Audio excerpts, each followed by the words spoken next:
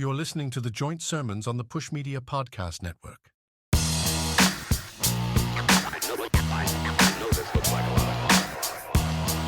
Talk to me about Paper Crown. The whole Black Keys record is just so good. Like, right? I'm going out on a limb. Like, 10 out of 10. There's no skips. Like, it is, the whole record just came out. I listened to it probably front to back 3 times in a row, and I was like just waiting for me to not like a song. But I mean, they put Beck and Juicy J on the same track, and I was like, are they going through my crates? Like, they couldn't have nailed down a better collaboration, and it just works. It's insane. Like you said, that whole record is essentially a hip hop record. Yes, I'll debate that with anybody. The more I listen to it, which is a lot more than what you just have, but it is a hip hop record. There are so many hip hop elements, and it's not, though. It doesn't sound like hip hop to people that don't know hip hop. But if you listen to it, you're like, oh, this is a hip hop record. That's what it is. And I don't know if that was by design or that's just their style. But Juicy J's verse was impeccable. His flow was impeccable. Everything about his appearance was impeccable. It was ridiculous. But the whole album is just, I want to call it like pop grimy.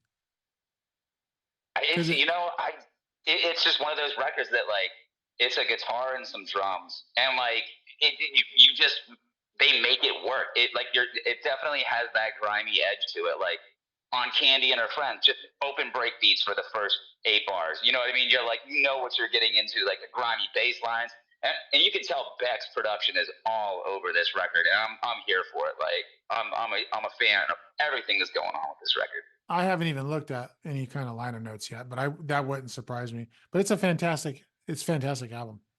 I checked the liner notes, and Beck has like writing credits on like I think about half, so at least 7 on there. But it's just the melodic parts he brings to it, and then just like Patrick and Dan just absolutely killed that entire record. Like it never gets old. And then they have like the William Bell cover on there that, like, I'm not a big cover guy, but man, did they rip that I Forgot to Be Your Lover. Like like you said, hip hop elements all over. As soon as you hear it, you know where it's going. So if you don't like cover songs, how do you feel about the Teal album by Weezer? Oh, it's dope. Weezer is another band like that like they kind of have that like grungy poppy sound that's like grimy. It's like, I'm a fan of Weezer by default. So, I think that it's like when bands do a good job with covers, they don't try to overdo it. They just kind of do it in their style. And I think Weezer kind of falls into that category. Yeah, just like this cover.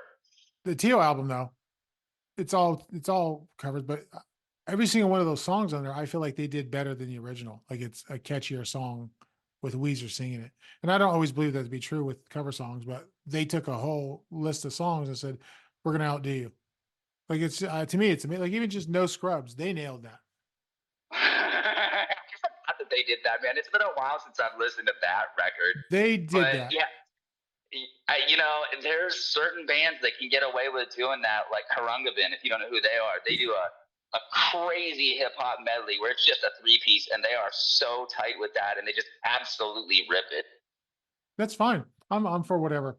But anyway, the Black Keys, this album is freaking amazing. I couldn't stress it enough to anyone listening. In fact, if they're listening, they can be a guest on this podcast at any time. What do you think the odds are that they hear this? 0 or less than 0? It's 0 or less. Probably 0 or less than 0, but I'll take the over on it. I'll give it like a 2% shot. We'll see. Yeah. So hey, speaking of a 2% shot, and no offense to your private life, but what about we're trying to get Weezer to listen and acknowledge that we used their song for our theme song. And I'm hoping one day by chance, because they're very friendly with fans on social media, that they hear it and listen.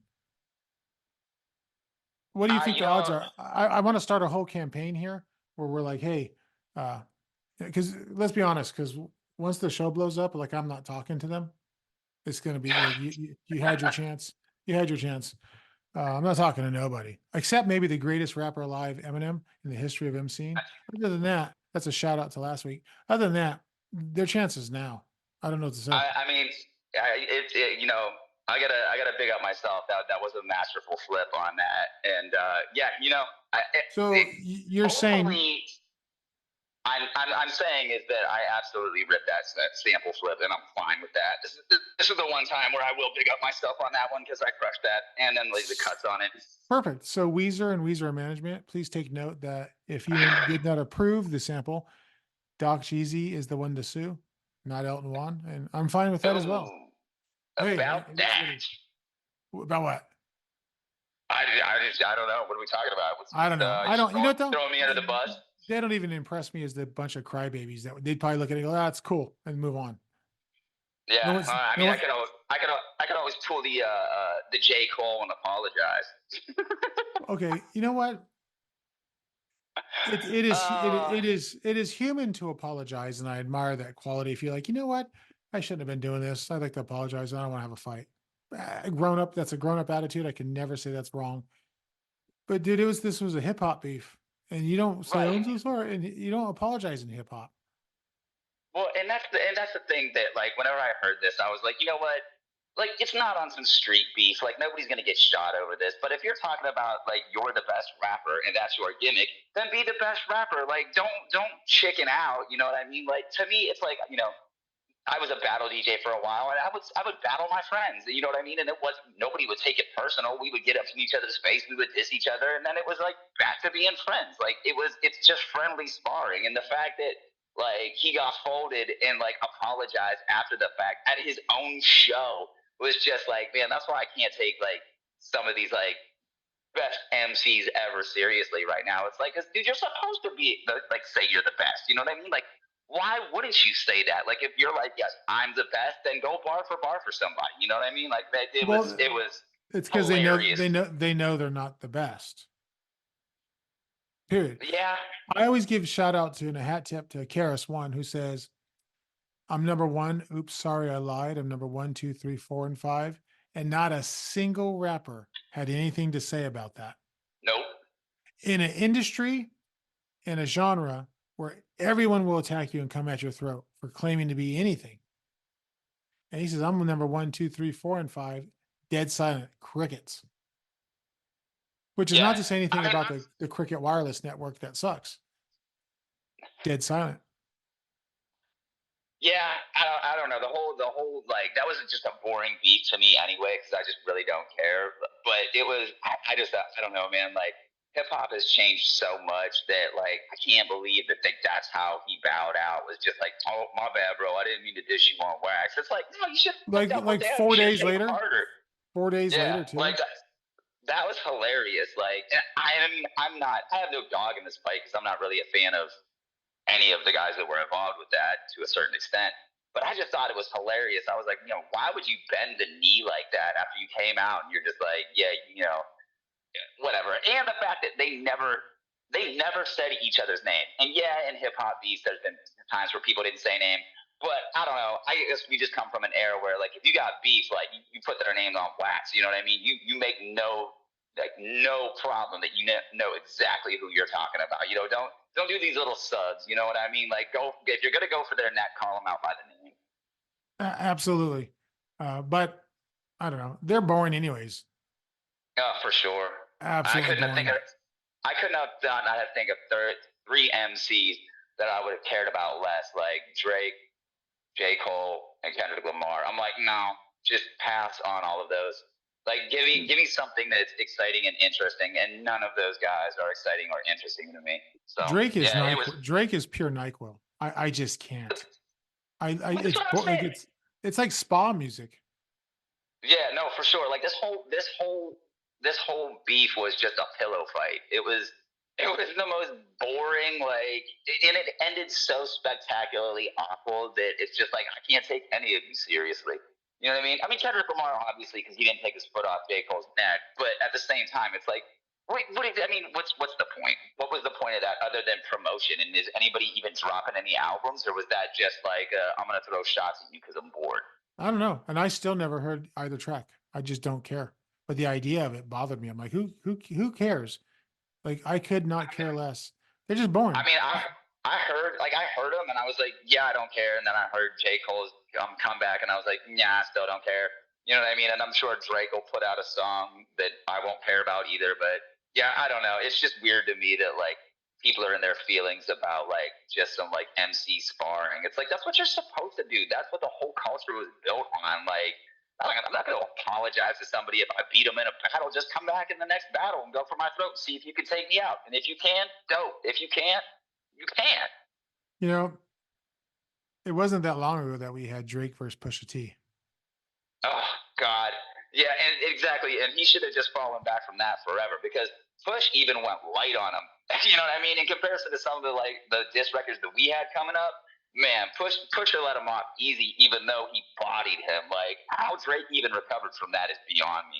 Well, we came from No Vaseline and Hit 'Em Up even before that, Yeah. but those two are brutal. I mean, just Oh, brutal.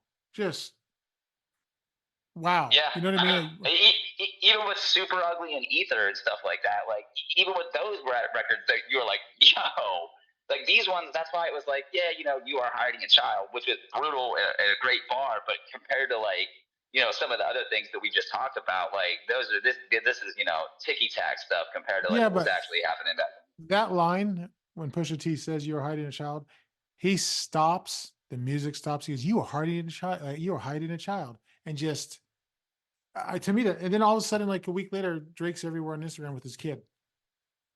Yeah. Oh, he bodied him on that one. Like he let that bar sink in. You know what I mean? But and that's the thing. Like you notice who's gone after Pusha after that? Nobody. You know what I mean? Like why would you? I miss diss records. I don't need them to be. I don't need them to want to have to kill each other. But I miss diss records. Right. Or Yeah. Me too. I mean, Common and Cube. That was a great one. They both Oh came at man, it. how you gonna be a Muslim and drink a 40 ounce? Oh, there's some man. Common put in work, and shout out R.I.P. Rock Rated did all the cuts on that Yeah. from the X-Men crew. Like he went in on that record, and like that's probably the last person that you would think that like would come with bars like that. But man, it was really Common Sense Day. It's like he was spitting back then for sure. So do you think Cube can still diss people effectively? Or has he just got old? Did he get old enough and rich enough where he's like, whatever, I don't care? Probably the latter. Because I mean, do you really want to hear a diss record from like No. you? Like he's older than. Is he older than us? He's like Yeah, he's older than us. early 50s. So yeah, He's I don't probably want to hear that, 51, bro. 52. Like, But no, I know. yeah, I it's like just count your Disney money. Like nobody cares about that. but still, this is the guy who brought us the G-rated line of "I'll drink a beer, bust a rap, and end your effing career." That's great. But what's I don't know. They were taking shots at Cypress Hill and everything, and it's like, why that's a great line. I think Cypress Hill destroyed him. Oh, absolutely. Throw your They sets. took it on a personal level. Personal level. Oh, Not even when extremely. not even when they took his chain. I'm talking about they just destroyed him. Yeah. Yeah, that whole beef was something else, and it was definitely one of those things. But I mean, now you look at it, and those things are cool. Like that's the type of thing that happens. Like that's how you squash a beef after it, and like you get your shots in, you get your licks, whatever, and you move on. I think a lot of us, especially our age, learned our lesson with all these people actually dying over records. Like, you know what I mean? Like I remember when DJ Quick and MC8 were beefing, and those diss records got real gnarly real quick, and I'm surprised that didn't actually spill over into something real. Especially since at the time they were both still active. Very active. I will say this though, DJ Quick, the Dollars and Cents, was it Dollars and Cents?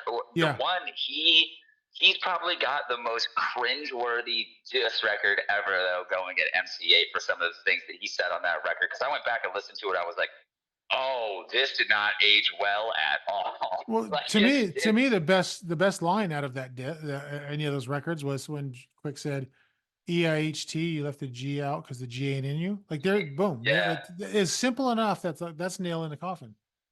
Yeah, well, it was the third verse on that track that I was just like, oh, you could have probably left this off. And even Quick has recognized it and been like, yeah, there was no reason for me to say that. And now I look back at it now, I'm like, what was I thinking? Well, speaking of Quick, he had once said in an interview, like, the dumbest thing he ever did in his life was join a gang. And he said, he told all the kids, never do that. He said, never do it. And he said another dumb thing he did was fighting and arguing with people like little girls on records. Yeah. Which just sounds like maturity. Just sounds like a guy who got older. Exactly. I was like, what are we doing? Let's make some, because he's a musician. This guy's not a rapper. He's a monster, dude. You could put him in the studio and he could put a disco record. It'll probably be one of the best records you ever heard in your life. Yeah, no, he's great. He's great. But look, we only got a few more minutes because I know you ran out of quarters at the fantasy camp you're at. But you gonna tell the listeners finally what you're really doing? What I'm really doing? Well, I mean, I got a copper still going in the backyard, but I can't really get into what's going on back there. If you don't know what that is, I can explain it to you later. Copper still. I think that's enough from white people today. So listen to us, subscribe to us. You know what we want? It'll make Doc feel good is you can give us a 5-star review. I don't care if you even leave a review, just put 5 stars, click it and move on. Click it and stick it, set it and forget it, whatever. But just 5-star reviews, that would help us out. Share it, that'll help us out. Go to thejointsermons.com. You can find links to social media. You can find all the episodes there on all the networks.